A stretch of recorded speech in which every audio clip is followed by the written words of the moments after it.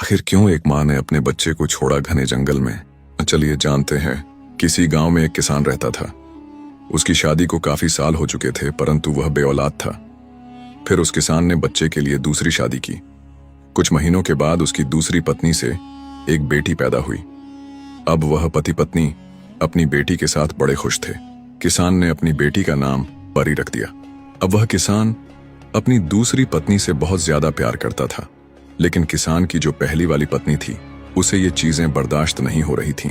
जब बच्ची कुछ महीनों की हुई तो अपनी तोतली जुबान से किसान को पापा पापा कहकर पुकारने लगी। किसान की पहली पत्नी परी की दुश्मन बन चुकी थी।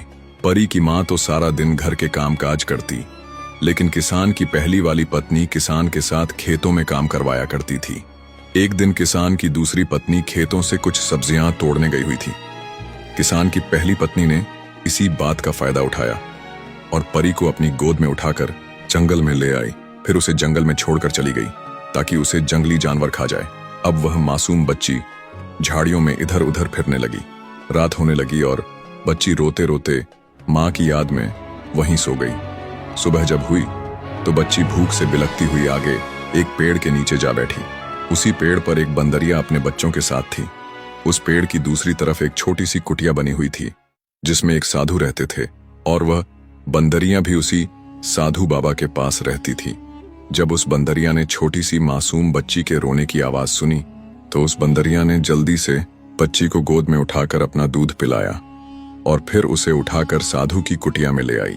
तभी वह साधु बाबा, जो कहीं भिक्षा मांगने के लिए बाहर गए हुए थे, वापस अपनी कुटिया के पास आ गए। कुटिया के अंदर उन्होंने देखा बंदरिया की गोद में एक सुंदर सी प्यारी बच्ची है। साधु बाबा ने फौरन उस बंदरिया से बच्ची को अपनी गोद में लिया और सोचने लगे, पता नहीं यह किसकी बच्ची है और कहां से आई है। फिर साधु बाबा प्यार से उस बच्ची का ख्याल रखने लगे। उन्होंने उसका नाम उजाला रख दिया। अब वो बच्ची कुटिया से बाहर निकलकर हर रोज उस बंदरिया के बच्चों के साथ खेलती और वो बंदरिया सुबह शाम उस इंसानी बच्चे की बड़े प्यार से देखभाल करती थी।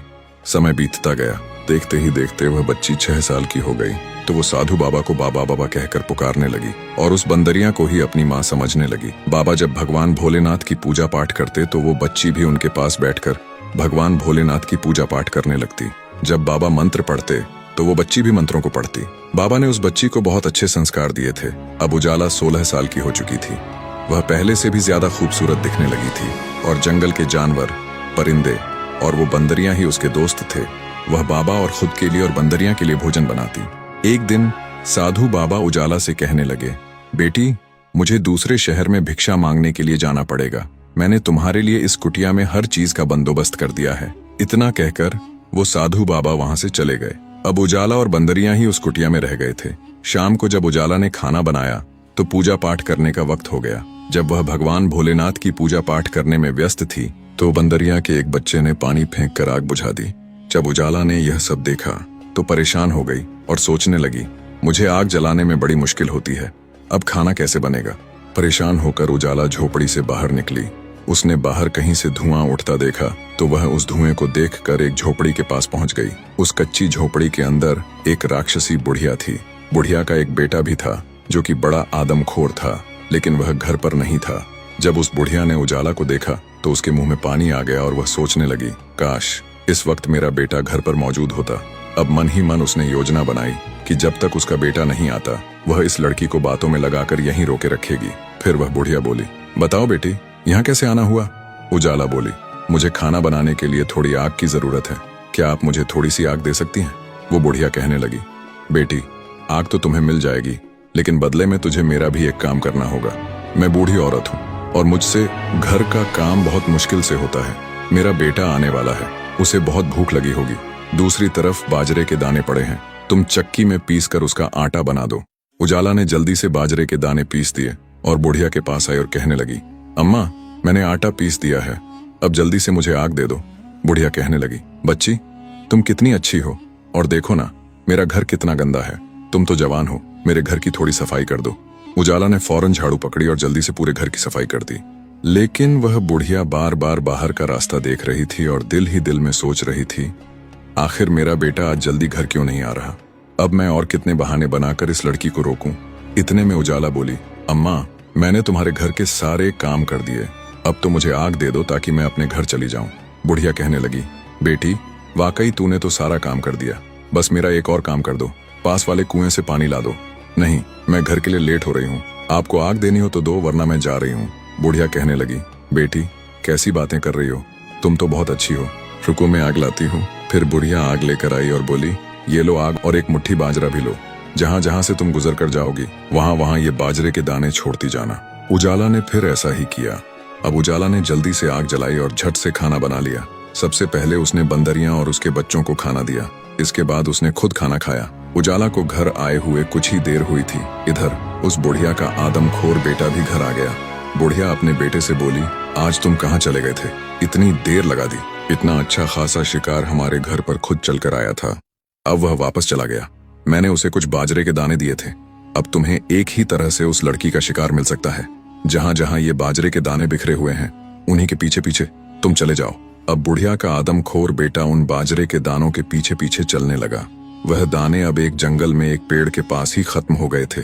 उसने जब इधर उधर नजर दौड़ाई तो उसे एक कुटिया नजर आई। उसने कुटिया का दरवाजा जोर से खटखटाया, दरवाजा खोलो।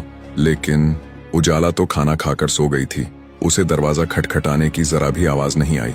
अब उस आदमखोर को बड़ा गुस्सा आया और वह गुस्से से दरवाजा पटक कर तोड़ने लगा, मगर वह नाकाम रहा क्योंकि उस कुटिया के दरवाजे लोहे की मजबूत सलाखों से बने हुए थे। यहाँ तक कि उस आदमखोर की एक उंगली टूटकर उस लोहे की सलाखों में फंस गई।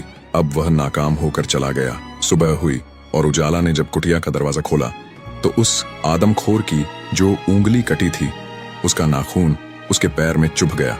वह दर्द से चिल्लाने लगी।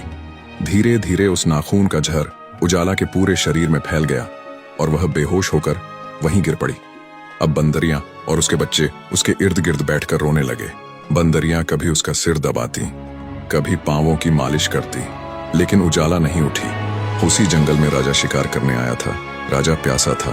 तभी राजा की नजर उजाला की झोपड़ी पर पड़ी तो वह पानी लेने के लिए झोपड़ी के पास गया। राजा ने देखा झोपड़ी के अंदर एक बहुत ही खूबसूरत लड़की बेहोश पड़ी हुई है और उसके पास एक बंदरिया बैठी रो रही है। राजा ने लड़की के सीने के पास अपना कान लगाकर सुना तो उसे पता चला कि अभी भी उसकी सांसें चल रही हैं। फिर राजा की निगाह उसके पैर पर पड़ी तो उसने देखा कि उसके पैर में एक खतरनाक नाखून चुभा हुआ है। जैसे ही राजा ने लड़की के पैर से नाखून निकाला तो वह लड़की तुरंत उठकर बैठ गई। राजा ने कहा, मैं इस राज्य का राजा हूँ और मैंने तुम्हारी जान बचाई है। तुम बताओ तुम कौन हो और यहाँ पर अकेली क्यों रहती हो, और इस बंदरिया से तुम्हारा क्या रिश्ता है? ये तुम्हारे लिए बहुत रो रही थी। लड़की बोली, महाराज मैं एक साधु बाबा की बेटी हूँ और यह बंदरिया मेरे बचपन की साथी है। मेरे बाबा भिक्षा मांगने गांव में गए हुए हैं, बहुत जल्दी वे वापस आ जाएंगे। राजा कहने लगा, तुम तो हद से ज्यादा खूबसूरत हो, अगर तुम चाहो तो मैं तुम्हें अपने महल में ले जा सकता हूँ और तुम्हारे बाबा को भी वहीं बुला लेंगे। इस बंदरिया के लिए भी शानदार इंतजाम कर देंगे, बस तुम मेरे साथ चलो। उजाला मान गई। जब राजा उजाला और उसकी साथी बंदरिया को लेकर महल में पहुंचा तो राजा की माँ कहने लगी, बेटा तुम इस लड़की को किस रिश्ते से यहाँ लेकर आए हो? राजा ने सारी बात अपनी माँ को बता दी। माँ ने कहा, पराई लड़की को महल में रखने से लोग तरह तरह की बातें बनाएंगे, इससे अच्छा है कि तुम इस लड़की से विवाह कर लो। अगले ही दिन राजा ने उजाला से विवाह कर लिया। लेकिन राजा की पहले से एक रानी थी जिसका नाम मानिका था। वह बहुत ही धूर्त और कपटी थी। अब राजा ज्यादातर समय उजाला के साथ बिताने लगा, जिससे मानिका को उजाला से बहुत जलन होती। एक दिन उजाला और मानिका महल के बाहर खड़ी थीं। उजाला के साथ उसकी प्रिय बंदरियां भी थीं। मानिका ने कुटिलता से कहा, राजा को कमल के फूल बहुत पसंद हैं। वे नदी के किनारे मिलते हैं। यदि तुम राजा के लिए कमल का फूल ले आओगी तो उन्हें बहुत प्रसन्नता होगी। उजाला मानिका की बातों में आकर नदी के किनारे कमल का फूल लेने जाने लगी। तभी उसकी बंदरियां उसका पल्लू खींचकर रोकने लगी। बंदरिया ने खतरे को पहले ही भांप लिया था, लेकिन उजाला ने क्रोधित होकर कहा, कभी तो मेरा पीछा छोड़ दिया करो, और वह बंदरिया को नजरअंदाज करके आगे बढ़ गई। जैसे ही उजाला कमल के फूल को देखने के लिए नदी के किनारे खड़ी हुई, मानिका ने उसे पीछे से धक्का दे दिया। उजाला सीधे नदी में जा गिरी। उसे तैरना नहीं आता था, इसलिए वह मदद के लिए चिल्लाने लगी, लेकिन मानिका वहां से भागकर राजमहल लौट गई। जब राजा शाम के समय महल में वापस आया तो उसने देखा उजाला महल में नहीं है। राजा ने उसे ढूंढने की कोशिश की, लेकिन वह कहीं नहीं मिली। व्याकुल होकर वह मानिका के कक्ष में गया और बोला, बता मेरी उजाला कहाँ है? मानिका बोली, महाराज, मुझे नहीं पता कि वह कहाँ है। मैंने उसका कोई नुकसान नहीं किया। जरूर उस बंदरिया ने ही उसके साथ कुछ किया होगा, क्योंकि वह हर वक्त उजाला के साथ ही चिपकी रहती थी। तभी वह बंदरिया वहां आ गई और राजा को कुछ बताने की कोशिश करने लगी, लेकिन राजा को उस पर बहुत गुस्सा आ रहा था। उसने सैनिकों को आदेश देकर बंदरिया को जंजीरों में जकड़वाकर काल कोठरी में डलवा दिया। लेकिन राजा को कहीं भी सुकून नहीं था। वह पागलों की तरह उजाला को ढूंढता रहता, न खाना खाता, न पानी पीता और खुद को कमरे में कैद कर लेता। जहां पर उजाला नदी में गिरी थी, वहीं एक सुंदर सेब का पेड़ उग आया था। कुछ ही समय में उस पेड़ पर एक बहुत बड़ा सेब लग गया, जो आम सेबों से बहुत बड़ा था। लोग दूर दूर से उसे देखने आते, लेकिन कोई उसे तोड़ नहीं सकता था, क्योंकि वह राजा के इलाके में था। इधर किसान अपनी पहली पत्नी को घर से निकाल चुका था और अब वह अपनी दूसरी पत्नी के साथ रहता था, लेकिन वे दोनों अब भी परी की याद में हर वक्त रोते रहते थे।